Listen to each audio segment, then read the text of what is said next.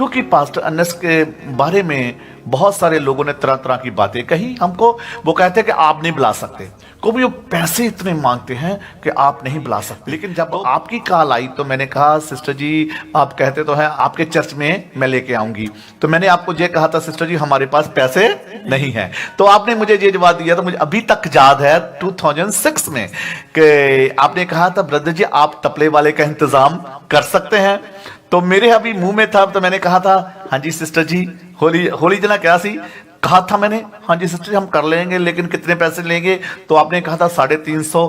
तो मैंने सिर्फ मेरे मुंह से ये बात 350, तो तुरंत आपने फिर एक बात मुझे बोल दी ब्रदर जी आप ऐसा करो आधे आप दे देना आधे मैं दे दूंगी। हालेलुया।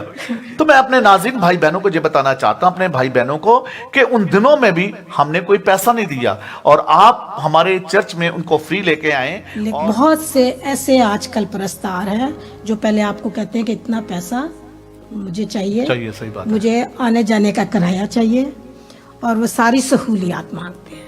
लेकिन अर्नेस्ट ने कभी इसका जिक्र नहीं किया, थोड़े में भी वो दयानतदार था, ईमानदार। बात बिल्कुल, उन्होंने कहा था अगर हमारे ऊपर परमेश्वर का मसा है ना तो हम एक तबले से और हारमोनियम से दुनिया को बदल सकते हैं। दोस्त बात ये नहीं कि क्या बज रहा है, सवाल ये क्या तुझ में मसा है।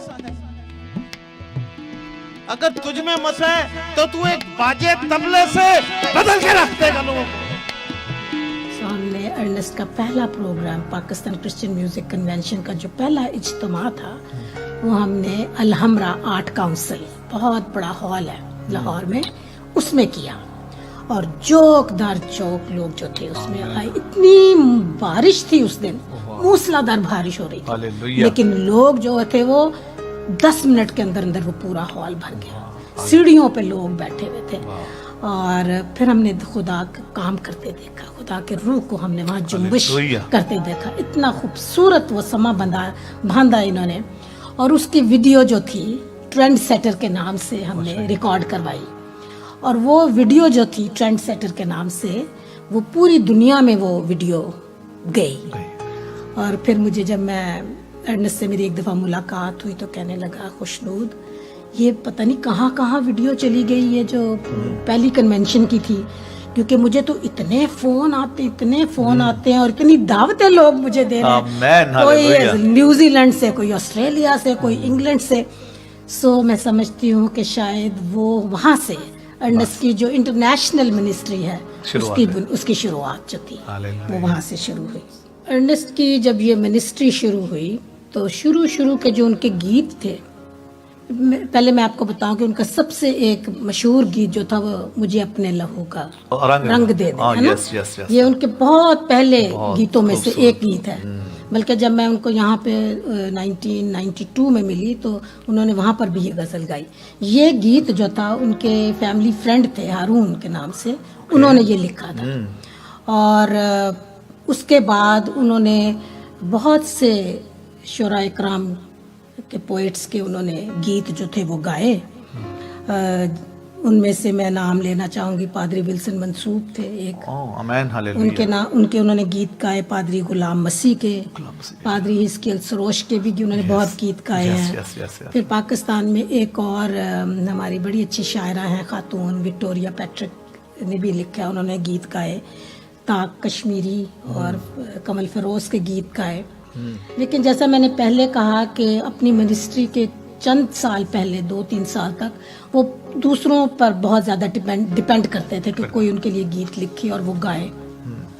तो एक दफ़ा कहने लगा कि खुशनूद मैं दुआ में जब ठहरता हूँ खुदा मुझे इतने कॉम्पोजिशन देता है, और मैं ये शायर हजरात जो हैं कई दफ़ा वो मैं उनसे गीत मांगता हूँ और वो मुझे वक्त पे गीत नहीं देते, और मैं बड़ा एक तरह से इम्पेशेंट सा वो हो जाते थे। फिर कहते मैं खुदा से घंटों घंटे दुआ करता था कि खुदा मैं क्यों दूसरों पे डिपेंडेंट हूँ, तू मुझे क्यों एक नेमत नहीं देता, मैं खुद गीत लिखूँ और ख़ुद कंपोज करूँ और फिर मैं उनको गाऊँ, ताकि मैं बहुत ज़्यादा गीत जो है वो उनको लिख सकता हूँ। सो फिर कहने लगे खुशनूद, फिर खुदा ने मुझे ऐसे तो गीत देने शुरू आमीन। किए। एक दिन में मैं 2-2, 3-3 गीत जो है हालेलुया। खुदा मुझे देता था और मैं उनकी कॉम्पोजिशन करता था और उनको गाता था। सो मैं समझती हूँ कि अर्नेस्ट के जो गीत जिनका आप जिक्र कर रहे थे कि उसमें लहू का रंग, खुदावंद के लहू में जो हमें शिफा मिलती है, और उसके जो प्रस्तिश के गीत हैं, ये वो गीत हैं जो खुदावंद से उनको मिले। वो घंटों भर दुआ में गिरे रहते थे, खुदावंद की तलावत किया करते थे। फिर अर्नेस्ट लोगों के दुख दर्द में शामिल होते थे। उनको पता था कि लोगों की दिल की क्या कैफियत है और उनको वो क्या चीज खुदावंद से मांग रहे हैं। सिस्टर, उनके ना मैंने एक बात देखी है, उन्होंने कहा था अगर हमारे ऊपर परमेश्वर का मसा है ना, तो हम एक तबले से और हारमोनियम से खुदा के नाम को जलाल, खुदा के नाम को जलाल देंगे और दुनिया को बदल सकते हैं। बदल सकते हैं। ये बात ये नहीं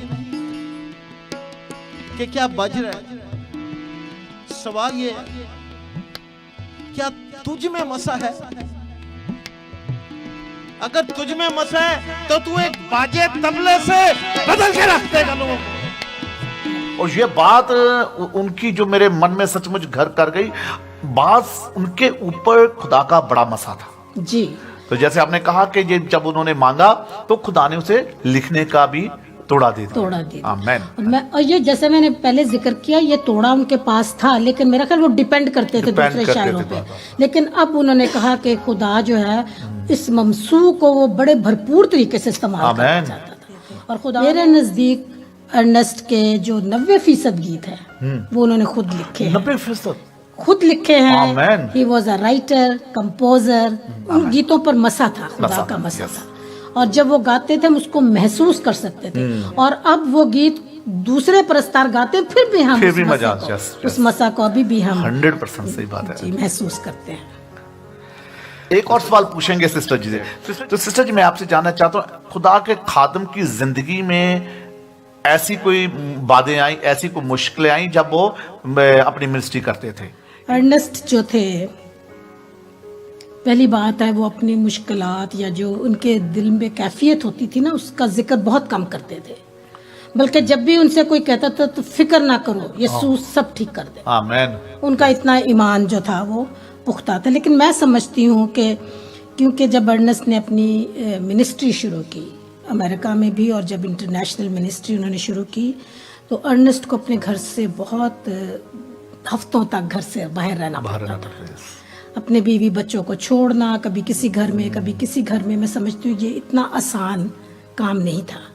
और उस वक़्त पाकिस्तान में इतने उनके अजीज़ और कारब और दोस्त नहीं थे जो अपने घर में उनको उतारते और उनकी हर ज़रूरत को पूरा करते।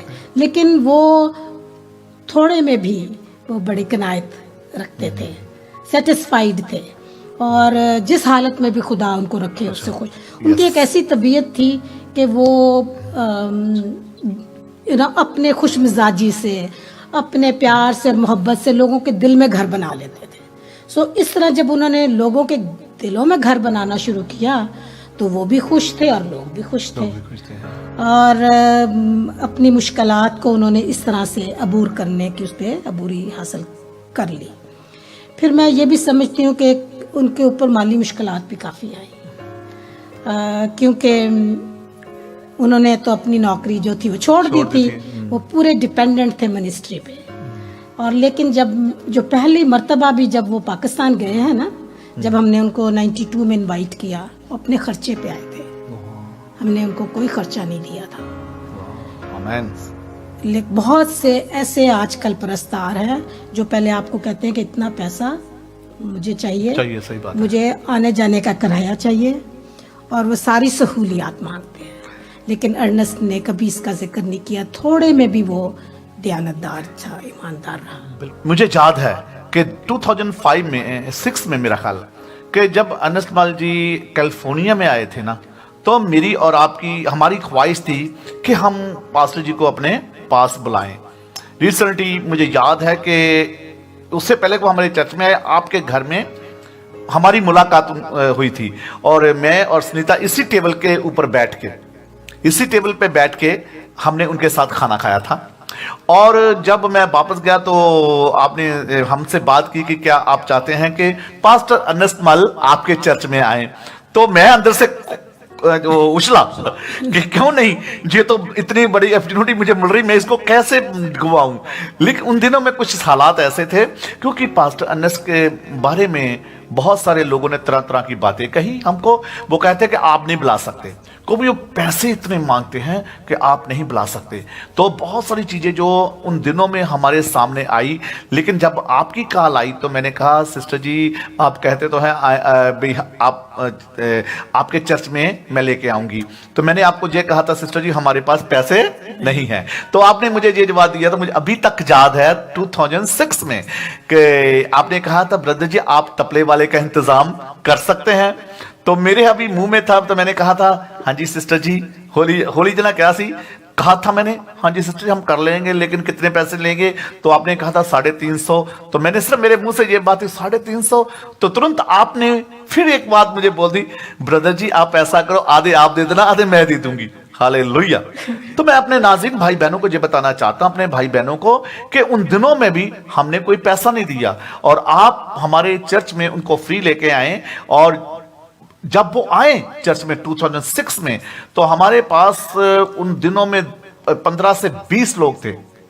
और जब खुदा के खादम आए और खुदा की आत्मा को लेके खुदा का वचन वहां पे पूरा हुआ, क्या ही सुहानी बात है कि खुदावंत के लोगों के कदम जहां जाते हैं वो जगह ब्लेस हो जाती है। तो हम खुदा के खादम से सचमुच उन दिनों में बहुत ब्लेस हुए और हमारी कांग्रीगेशन बढ़ गई। और जो वो बात जो है वो खत्म हो गई कि वो पैसे ज्यादा मांगते हैं। जब 2007 में आए तो फिलाडेल्फिया में वेदर बहुत खराब हो गया। जैसे आपने कहा अपनी टिकट लगा के वो आए। हमारे क्रिसमस से हमने उन दिनों में क्रिसमस पे इनवाइट किया था उनको हमने, तो मौसम बड़े खराब थे, तो उनकी जो फ्लाइट है वो कैंसिल हो गई। अब जब कैंसिल हो गई तो खुदा का खादम, नाजरीन मेरे भाई और बहनों, मैं आपको बताना चाहता हूं कि वो उसी टाइम 12 घंटे एयरपोर्ट पे रहे अपने खुदा के लोगों के लिए, और अपनी पॉकेट से दूसरी टिकट को खर्च करके वो हमारे पास आए। वो 12 घंटे की फ्लाइट लेट थी एक्चुअली, तो उन्होंने दूसरी फ्लाइट ली और वो टाइम पे हमारे पास पहुंचे। हमने एक क्लिप देखी थी, लाहौर पाकिस्तान में एक कन्वेंशन हो रही थी, जिनके बीच में वो आपको याद कर रहे हैं। वो कह रहे हैं कि सिस्टर कृष्णूद, बिशप साहब and sister Pramila, I think आप लोगों आपके बारे में उन्होंने जब कहा कि सिस्टर इनकी वजह से आज अगर पाकिस्तान में इन्होंने अगर रोया ना देखी होती तो मैं शायद नहीं होता। क्योंकि जब हम कुछ भी नहीं होते, जब लोग हमारी जो मदद करते हैं, ये बात इतनी मुझे सिस्टर अच्छी लगी कि आपको उन दिनों में भी उसने आपको याद किया। और इस बात के लिए मैं नाजरीन अपने भाई बहनों को भी कहना चाहता हूं कि मुश्किल की घड़ी में मैं ये बताना चाहता हूं कि जब हम कुछ भी नहीं होते, उस वक्त जो हमारी सपोर्ट करते हैं उनको हमेशा हमें याद रखना चाहिए। तो ये बातें मुझे बहुत अच्छी लगी उसकी, पास्टर जी की। तो हम इस वीडियो को भी, हम क्लिप को भी दिखाएंगे। अपने लहू का रंग दे। उस वक्त मैं अपने वो बहन भाई भूलना नहीं चाहता, ना कभी भूलूंगा, जिन्होंने मेरी सहायता की, जिन्होंने मेरी मदद की। बिशप साहब, सिस्टर खुशनूद,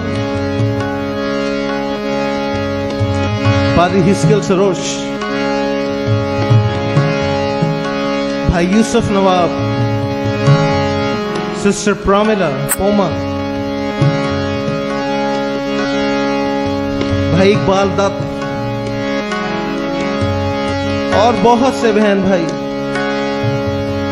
जिन्होंने ये रोया देखनी शुरू की कि पाकिस्तान में प्रस्तिश को बदलना है। जिस तरह अर्नेस्ट पर भी बहुत नहीं, लेकिन वो कभी शिकवा नहीं करते थे, क्योंकि वो इस चीज पर मुकम्मल भरोसा रखते थे कि यहोवा यरी है। Yes. और वो सब कुछ मुहैया करते हैं। लेकिन मुझे ये याद है जब उनका पहले सीडी जो उनकी मिनिस्ट्री की पाकिस्तान में रिकॉर्ड हुई और वो रिलीज़ हुई, उसका नाम था लहू का रंग, मैंने जिक्र किया उसका। उसमें उन्होंने मुझे भी 2 गीत दिए, एक मैंने उनके साथ मिलकर गाया और एक मैंने सोलो सॉन्ग गाया। तो इसकी जो सीडी की रिकॉर्डिंग थी धड़ाधड़ चल रही थी और बड़ी खूबसूरत ये सीडी है।